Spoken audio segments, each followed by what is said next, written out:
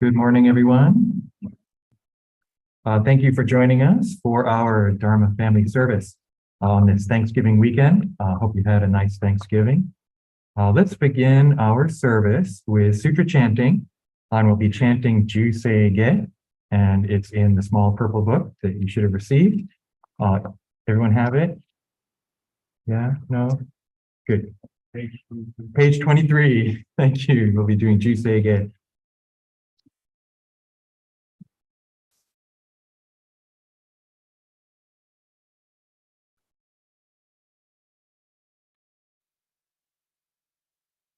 Namo Namo.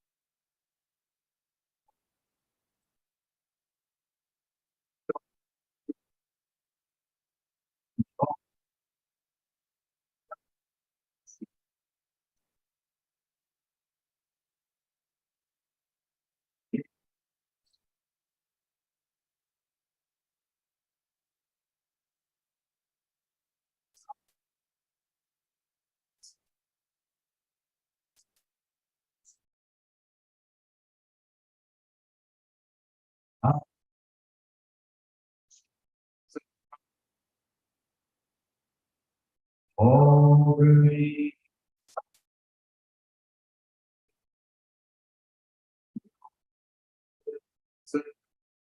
Get G.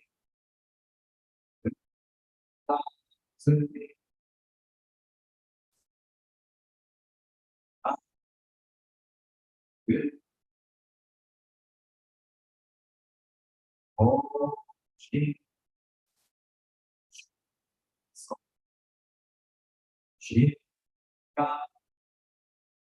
Ko. A. A. Z. A. Yo. O. Good. Show. Then. O. G. Then.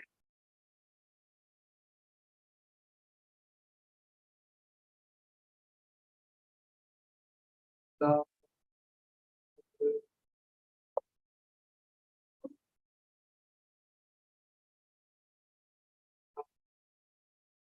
Good. Na.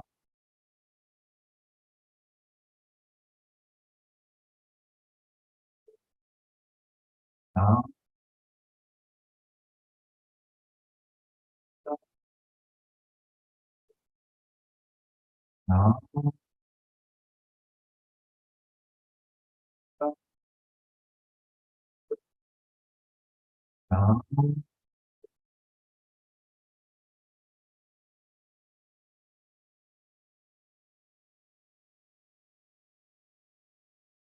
Na.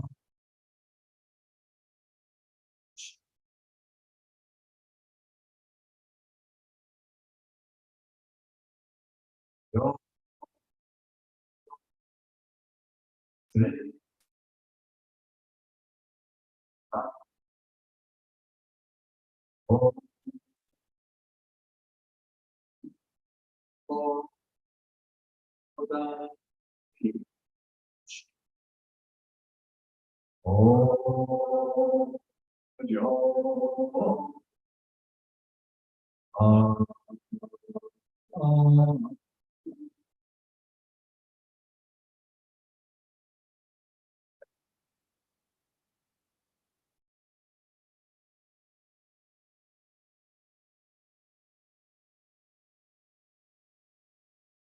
Namo Amida. Namo Amida.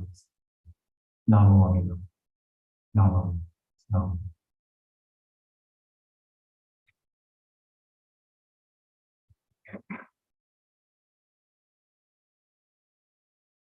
Okay, next we'd like to recite the three treasures. So that should be on page 3 in the small book.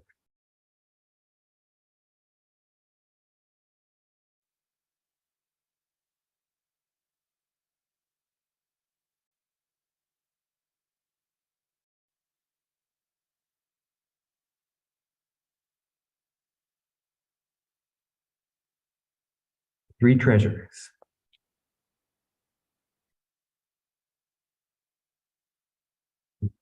Sorry, hold on. There. Hard is it to be born into human life. Now we are living it. Difficult is it to hear the Buddha Dharma. Now we hear it. If we do not deliver ourselves in the present life, no hope is there that we shall be freed from suffering and sorrow in the ocean of birth and death. Let us reverently take refuge in the three treasures of the truth. I take refuge in Buddha. May we all together absorb into ourselves the principle of your way to enlightenment and awaken in ourselves your supreme will. I take refuge in Dharma. May we all together be submerged in the depth of the doctrine and gain wisdom as deep as the ocean. I take refuge in Sangha. May we all together become units in true accord in your life of harmony and a spirit of universal oneness, freed from the bondage of selfishness. Even through myriad ages of kalpas, hard is it to hear such an excellent, profound, and wonderful doctrine. Now we are able to hear and receive it. Let us thoroughly understand the true meaning of the Tathagata's teaching. Namo Amida Butsu. Namo Amida Butsu. Namo Amida Butsu. Namo Amida. Namo.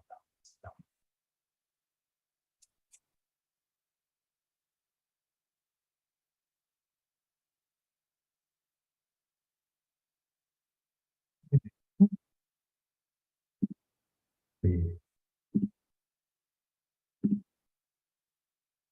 Good morning, everyone. Hope you had a nice Thanksgiving.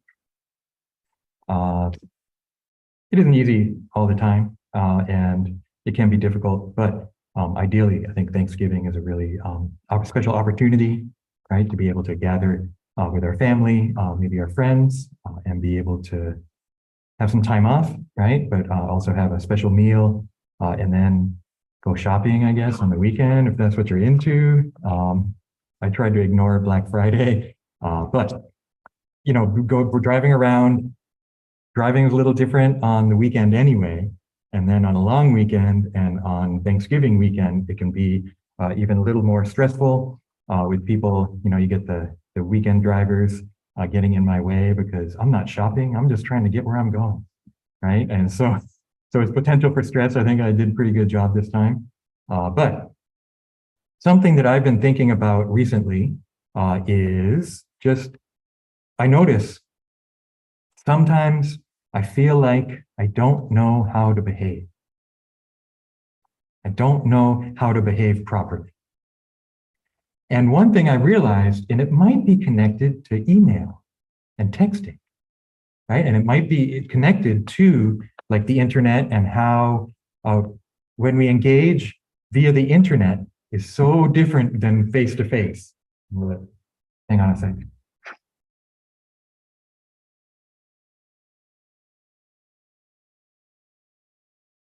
That might be part of it, because part of what I was thinking was, wow, should I say this in this email? Should I try and soften it a little bit? Should I just say what I'm thinking? Maybe I shouldn't say what I'm thinking. Do I need to be political? And I shouldn't, and just all these thoughts as I'm trying to write this email, right? And then, okay, fine, just send. I'm just going to send the email, right? And then no response. Did I make everybody mad? Did nobody cares? Just all these thoughts, right? And so that's part of email and even text communication, right? It's not immediate. You send this message out, maybe a response comes back, right? And then, should I have responded? How far do you go? Okay, thanks. Okay, yeah, great. Okay, fine, I'll talk to you now. It's like, how far do you go, right? In saying thank you, and was I being rude by not responding that I got the email, but then at some point you just got to let it go, right? So, these are being able to communicate beyond face-to-face is amazing, right? Writing letters, remember that? I haven't written a letter in a long time, right? But, it used to be, you could talk on the phone for the past, 120 years or something. You could communicate by telegraph or something. You could write letters and send letters. But even sending letters, you send it off there, message in a bottle, and don't know if it's going to come back or not. And then you get one back. Oh, great. Or someone sends you a letter and then you don't respond, and you kind of drop the ball on the lobbing back and forth, right? But email, it's like, that's, writing letters is one thing, but, for a lot of work, a lot of the work I do is by email, right? And so I think that was part of where I was getting this feeling of, sometimes I just feel like I don't know how to behave properly. Sometimes I feel like I know when other people are not behaving properly. What are you doing? Why are you being so rude? Come on. Did your mother raise you in a barn? There's all these, can think of all these ways, when I see other people behaving a certain way, and I can be like, come on, that's not right. You shouldn't be like that, and judging others. That's easy. But I think that this past week or whatever, when I had a couple of different,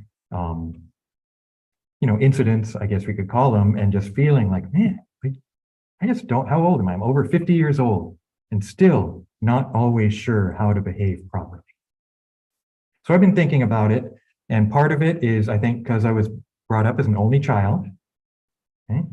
And so I was a loner in high school, junior high, high school, very much introverted, very uncomfortable around people, especially people I didn't know, or, another, I think, was being at the ethnic experience of having a Japanese mother, right, from Japan. She wasn't raised at all in the States. She moved to the States a year before I was born, and became a U.S. citizen.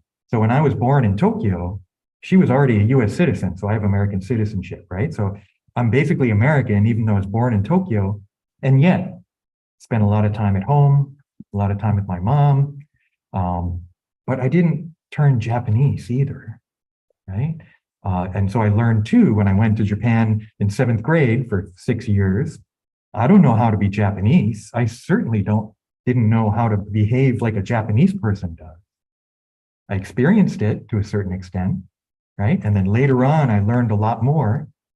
I think later on, I absorbed a lot of kind of Japanese-ness, of bowing, right? Of, I don't know, trying to interact, trying to be sensitive to the other person and interact in hopefully the appropriate way. But no way am I any good at that. So you know, in a lot of ways, I feel like very often I don't fit is kind of my feeling personally. I know everyone's different, right? But for myself, I feel like for a long time, I feel like I kind of don't fit. I do have ideals. I feel like I do have values, right? And some of those I feel like are American values, although what are those, right? There's many different values we have in America, right? And so one American value is make money, right? Make as much money as you can. You know, try to figure out ways to get around paying taxes, right? Don't worry, definitely don't allow labor unions into your factory, right? So that's one American value of a certain class, certain type of person, right? I feel like though another American value to me is plurality, diversity, right? Freedom of religion, meaning you can have any religion you want or no religion. That to me is an American value, right? And so this accepting of difference, right? Realizing, we don't all have to be the same. We actually don't share the same values. To me, that's an American value. Okay? Now we have laws, right? We have laws that we're supposed to abide by to a certain extent, right? And I say to a certain extent because I don't always obey the traffic laws, although I don't like to go through red lights. I despise it when other people do, but I don't always stick to the speed limit, right? So I can't say that I'm always sticking to the laws, right? And yet those laws allow us to cohabit, right? They allow us to be together in society with different values, different personalities. Okay? So there's really, it's a lot, right? To think about, well, how far does that go? To what extent can I be permissive, tolerant? If someone else is hurting someone else, do I have to be, oh, well, maybe that's their culture. Maybe that's their, so it's actually really complex, I think. And I don't want to go too far into that aspect of it. But there's also this recognition of it, right? That to one extent, I have freedom. So that's another thing, right? Another American value, freedom. What does freedom mean? It means a lot of things to a lot of people, but freedom to be me and do whatever I want. Unless it hurts somebody else, maybe, right?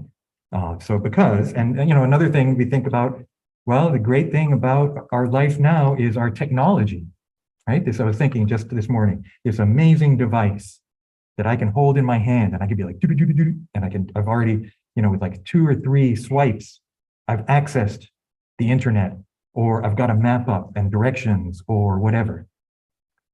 These things are destroying the environment. Horrible, horrible working conditions for people that have to make these things. I think that, as much as they're viewed as positive things now, maybe in 100 years, 200 years, hopefully aliens come and save us. And if so, they're going to be like, that was a horrible time in your history because you hurt so many people and you did damage to your planet so deeply, right? In order to have this convenience in the palm of your hand, right? I'm old enough to remember a day before you could put a computer in your hand or in your pocket, right? And it's been really fast. But do we consider the impact? So in addition to American ideals or values, I feel like I also have Buddhist values. And I feel like actually maybe those Buddhist values often overlap. Maybe I'll go with AKA today, right? One of the acronyms I came up with: awareness, kindness, and appreciation, right? Awareness, kindness, and appreciation. So as much as I feel like I don't know how to behave sometimes, I do feel like I have these motivating ideals as part of me to try to be aware of myself, try to be aware of my impact on others, try to be aware of how others are feeling, trying to be aware of what's going on in the world, right? This awareness fits so many things, which is what I love about it. I mean, in a way, it makes it complex, right? But at the same time, just think about it. Being aware, I feel like, is a Buddhist value. Indulging in ignorance is not. And yet I indulge in ignorance every time I use this thing, right? I do not consider the impact that this smartphone has on the world. I just use it. So I actually indulge in ignorance all the time, but maybe a flash of awareness of that fact, even.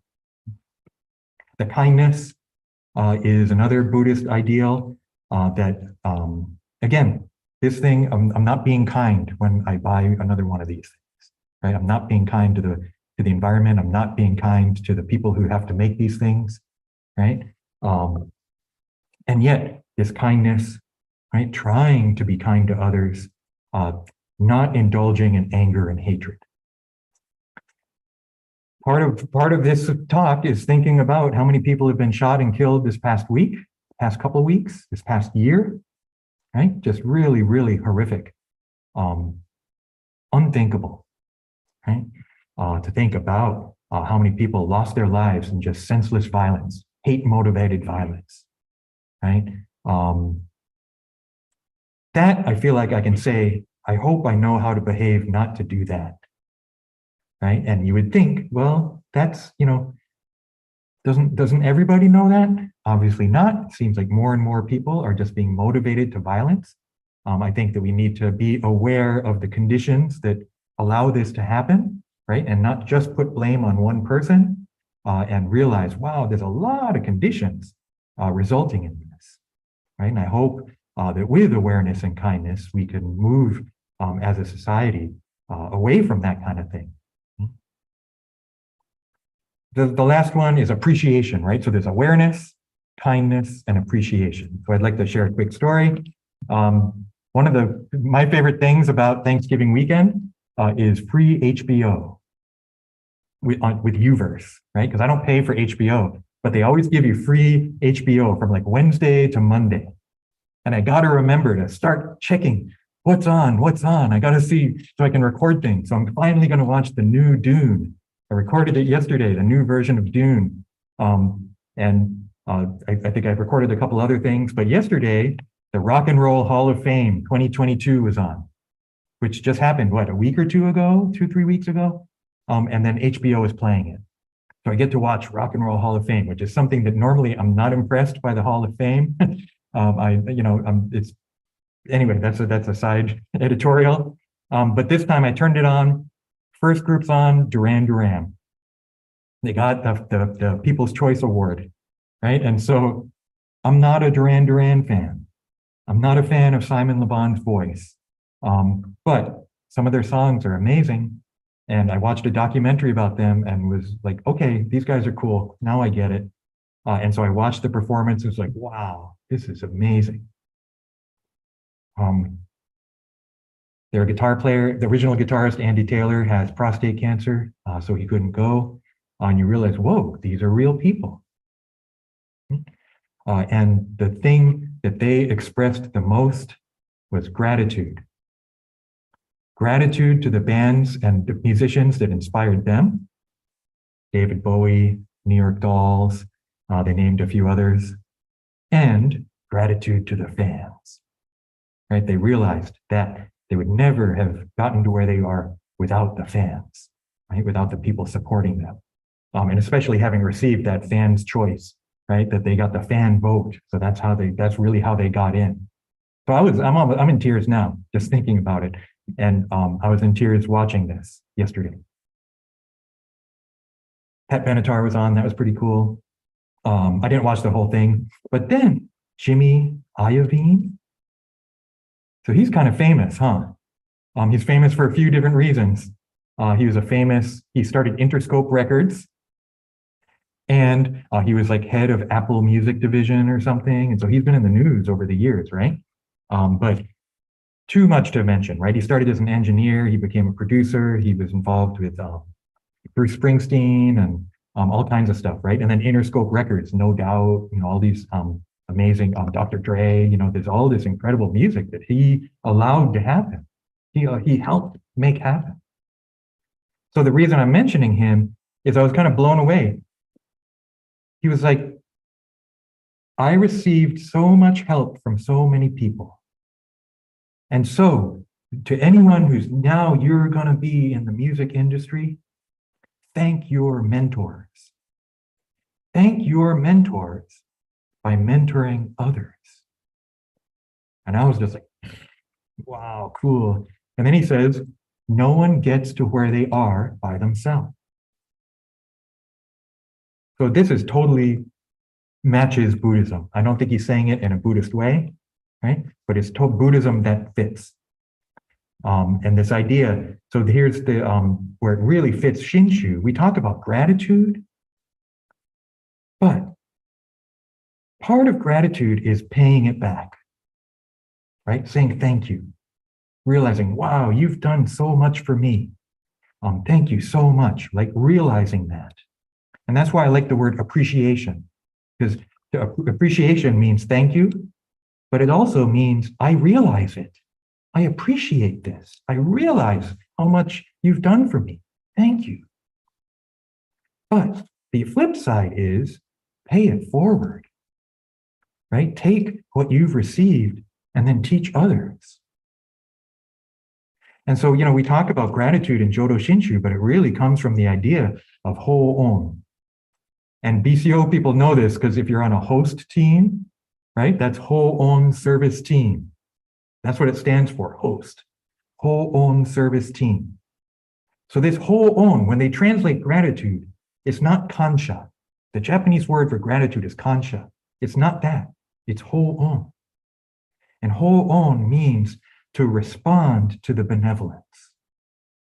So realizing, wow, Amida Buddha saves even a foolish being such as me, who doesn't know how to behave, who doesn't fit in, who just, mindlessly just go about my life. Amida Buddha saves me like that. That benevolence, that compassion to respond to it. So one translation of that whole is repay. So to try to repay Amida Buddha. And how it's usually described is by saying Nembutsu, Namo Amida Butsu, right? That Namo Amida Butsu is how we repay the benevolence. But it can also be to respond to the benevolence. And that's where I think this idea of paying it forward can be brought in, right? And we realize, it's not just about me anymore. I'm not living my life only for me. I've been embraced by the wisdom and compassion of Amida Buddha. I've learned to appreciate how much is done for me. So then my life becomes not only for myself, but then wanting to spread that to others. Whether it's through teaching about the Dharma, but I think also it's just in our lives, how it's no longer just me. So even just smiling at someone, right? Over this weekend, I wonder how many people have had to deal with stressed out customers, right? And people who are, stressed out and whatever, trying to shop and they couldn't get the thing. And so they snap at their server or something like that, right? But to be able to just be like, hey, yeah, I get it.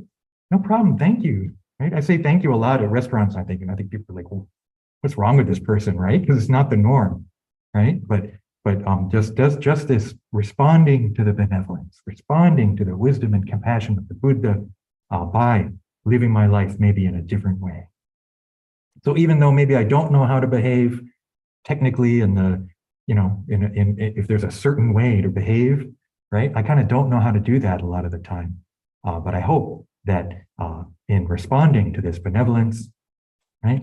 Trying to live my life by these values, these ideals of awareness, kindness, and appreciation, because we're not all the same. We don't all live by the same value systems, but we can still get along, right? That's what America's about. right? America's about being able to be different, but still respect other people, still appreciate other cultures, still be able to be together in difference, but together, right, as Americans. And I hope that we could all do that throughout the world. Okay? So I want to thank you very much for coming today. And I hope, in the email I sent, it was to be able to have some Buddha, right? So we get to see Amida Buddha, we get to say Nembutsu, to have some Dharma, right? To listen to the teachings and maybe hopefully encounter the truth, right, of Buddhism, and then also Sangha, which is us, right? All of us, our community. So thank you for joining us. Why don't we conclude the Dharma message with Kansho. Despite not knowing how to behave all the time, I can still lead a life of awareness, kindness, and appreciation. Namo Amida Butsu. Namo Amida Butsu. Namo Amida Butsu. Namo Amida Butsu. Namo. Okay, and then give me a second here. We're going to have announcements next from Robert Noguchi. Okay, thank you. Go ahead.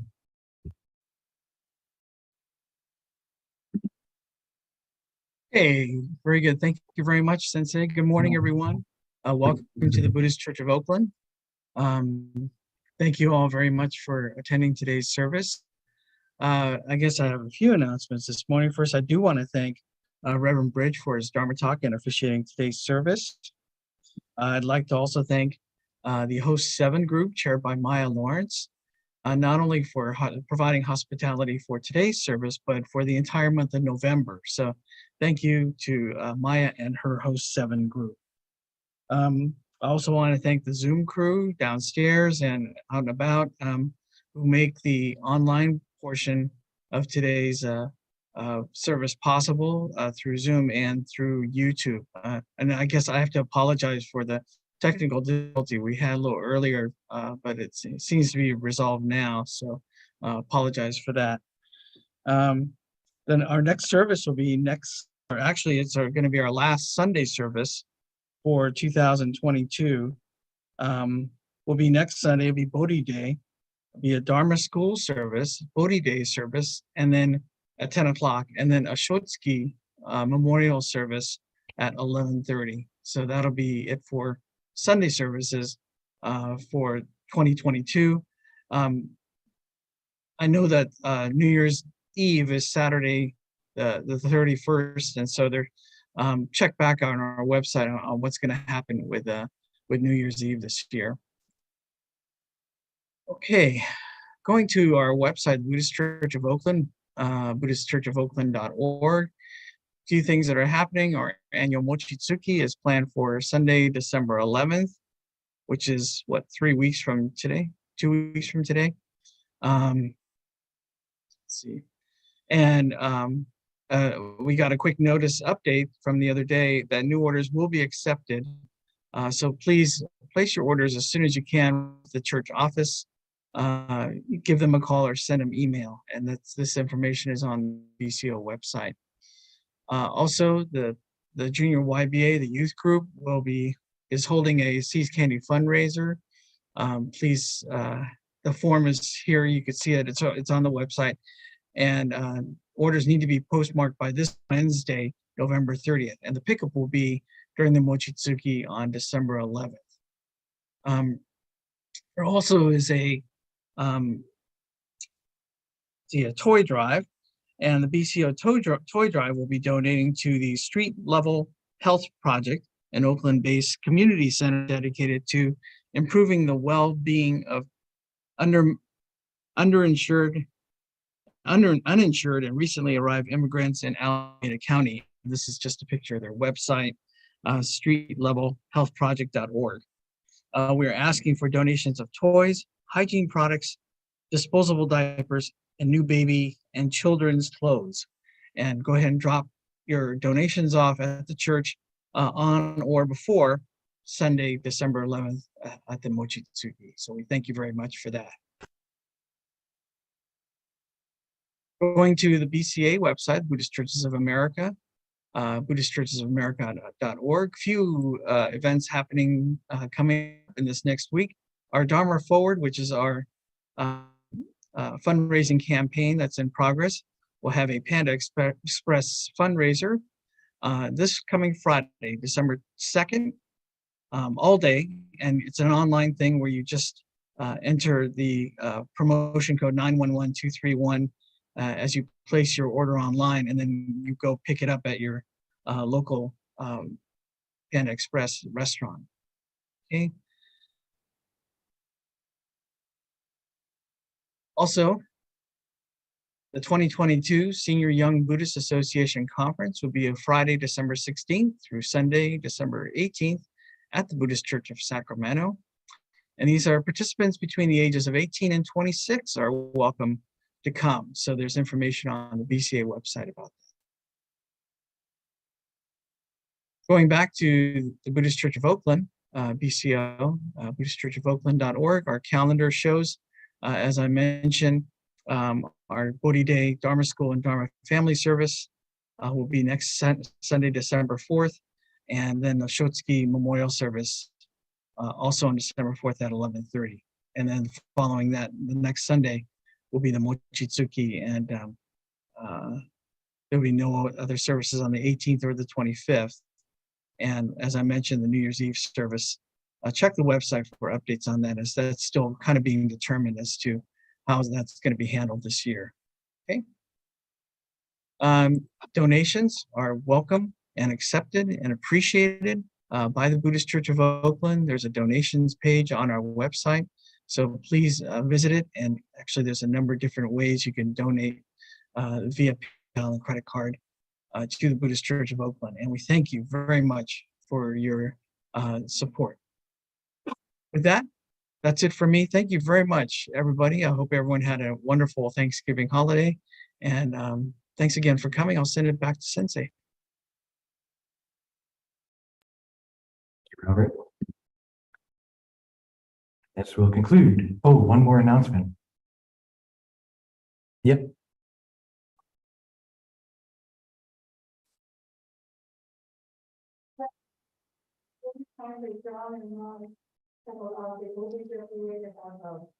Mini gift shop on Mississippi Day. It will go from 11 to 3. So it will end before the Mississippi pickup. So you have plenty of time to shop before that. We'll have our usual OWA staff plus many other little gifts. So please stop by if you can and start your holiday shopping early. Get it started your holiday shopping. Thank you. Great. For those online, there will be a OBWA mini gift shop on the same day as the Mochitsuki before pickup time. So please check the website for more details. And there will be an email that will go out. So thank you, everyone. Why don't we conclude our Dharma family service and we conclude with Kansho. Namo Amida Butsu. Namo Amida Butsu. Namo Amida Butsu. Nama. Nama. Okay, thank you, everyone.